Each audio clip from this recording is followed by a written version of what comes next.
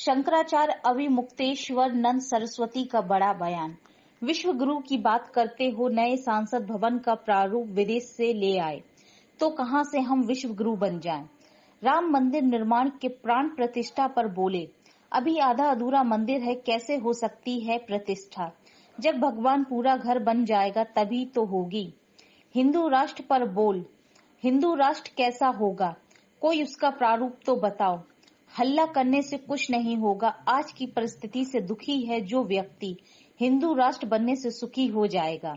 धीरेन्द्र शास्त्री को लेकर बोले, चमत्कार से काम नहीं चलता है, प्रयास से होता है। चमत्कार से रोग दूर हो जाते हैं तो 100 करोड़ रुपए से अस्पताल क्यों बनवा रहे हो।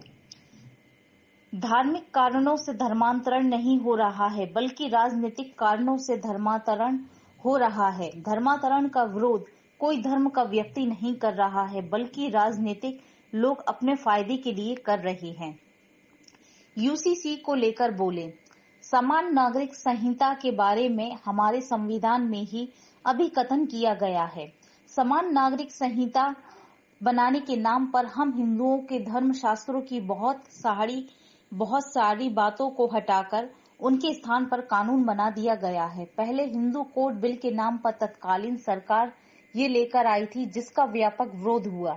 उसके बाद छोटे छोटे टुकड़ों में उसको पास कराया। तो हमारी जो बहन बेटियां ठगी जा रही हैं, बाद में उनको पीड़ा सहनी पड़ जा रही है, वो भी तो एक तरह की ठगी ही है ना। पहले उनको प्यार दिखाया, ठग लिया, अब उसके बाद उनके ऊपर अत्याचार कर रहा है। इसी सबसे तो हमने सचेत किया। संकेत में ही सब कुछ कहा जाता है, सब कुछ बहुत खोल के नहीं कहा जा सकता। नहीं, देखिए, जब ये देश आज़ाद हुआ था, संविधान लागू किया गया था, तो कहा गया था कि हम समरसता लाएंगे, समाजवादी देश बनाएंगे और जातियों में बटे समाज को एक सूत्र में पिरोएंगे। अब भारत की सरकार ने जाति प्रमाण पत्र देना शुरू कर दिया। आज हमने यहाँ पर इतने लोग आए, हम धर्माचार्य हैं, और सब लोग हमारे ऊपर आक्षेप करते हैं कि ये लोग जातिवाद को बढ़ावा देने वाले लोग हैं, ये गलत लोग हैं, समाज में भेद करने वाले लोग हैं। हमने किसी की जाति पूछी? लेकिन जब सरकार के पास आप नौकरी के लिए, एडमिशन के लिए जाओगे तो आपकी जाति का प्रमाण पत्र पहले मांगा जाएगा, फाइल में है कि नहीं है। तो जाति को बढ़ावा दे रहे हैं। एक तरफ कहते हैं कि जाति हटाना है और दूसरी तरफ जाति को बढ़ावा भी देना है। ये समस्या तो क्या आरक्षण भी जनता क्या करे? आरक्षण भी खत्म होना चाहिए। भाई, आरक्षण 10 साल के लिए ही लाया गया था। 10 साल का 20 साल, 20 साल का 40 साल कर लो। अब 40 साल के बाद तो खत्म होना ही चाहिए। कब तक आखिर कोई, अगर किसी थोड़े समय के लिए कोई चीज़ लाई गई है तो उसको सदा सदा के लिए आप स्थापित कर दोगे तो उसका परिणाम दुष्परिणाम में नहीं बदल जाएगा। जो समरसता होनी चाहिए थी, आपके और हमारे बीच में जो समरसता होनी चाहिए थी, जब आपको विशेषाधिकार होंगे, हमको नहीं होंगे, या हमको होंगे, आपको नहीं होंगे, तो हमारे आपके बीच में प्रेम पनप पाएगा। तो देश के लोगों के बीच में वैमनस्यता बढ़ रही है इसी के कारण से। राजनीतिक दल, इसलिए इसको तो खत्म करना ही चाहिए अगर देश को एक रखना है। नहीं चाहती, लेकिन सरकारें नहीं चाहती। ऐसे हालात रहेंगे तो भारत जगत गुरु कैसे बनेगा? जगत गुरु नहीं बन सकता। नहीं, हम ये देखते हैं, हमने यहाँ पर जो जनता इकट्ठा हुई थी हमारी, उनको हमने ये समझाना चाहा कि आप लोग अपनी दृष्टि को सतर्क रखिए, विवेकशील बनिए। किसी भी रूप में ठग आपके सामने आ सकता है। ये मत सोचिए कि साधु के रूप में ही आएगा।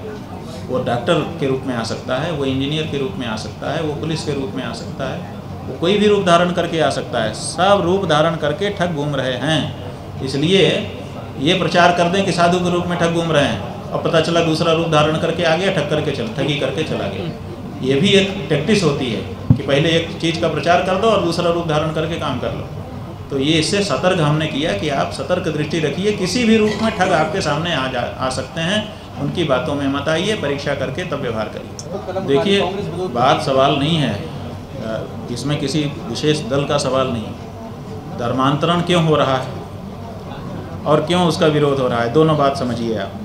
धर्मांतरण इसलिए हो रहा है कि धार्मिक कारण से धर्मांतरण नहीं हो रहा है, राजनीतिक कारण से हो रहा है। क्योंकि कुछ ऐसे तथाकथित धर्म हैं, वो कहते हैं कि हम पूरे विश्व में अपना राज्य स्थापित कर देंगे। जैसे क्रिश्चियनिटी वाले हैं, वो कहते हैं हम पूरे विश्व में हम क्रिश्चियन बना देंगे। पोप आया था, पोप जॉन पॉल, जब यहाँ भारत आए थे 2001 के करीब, तो उस समय उन्होंने ये कहा था कि इस सदी के अंत तक हम पूरी एशिया को ईसाई बना देंगे। उन्होंने लक्ष्य रखा था, उनका घोषित लक्ष्य है, सर्कुलर निकला हुआ है। इसी तरह से जो हमारे इस्लाम के भाई हैं वो भी कहते हैं हम पूरे विश्व में कितने 50 से अधिक देशों में उन्होंने अपनी सत्ता स्थापित भी कर ली है। तो कुछ लोगों के मन में राजनीतिक जो है, जो सत्ता स्थापित करने वाले लोग हैं, उनके मन में ये बात है कि हम पूरे विश्व में अपनी सत्ता स्थापित करेंगे और सत्ता स्थापित करने के लिए ये अच्छा है कि हम अपने में उनको कन्वर्ट कर लें, तो जब हमारा राज आएगा तो वो सहजता से उसको स्वीकार कर लेंगे, उसको विरोध नहीं करेंगे। तो धार्मिक कारण से धर्मांतरण नहीं हो रहा है, राजनीतिक कारण से धर्मांतरण हो रहा है, पहली बात।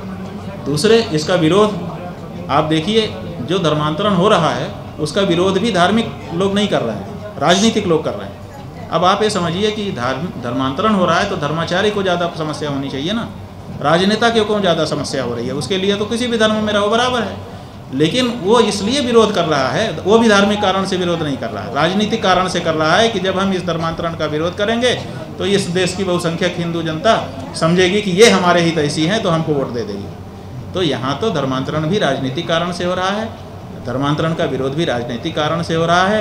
धर्म और धर्माचार्य तो इसमें कहीं लगते ही नहीं।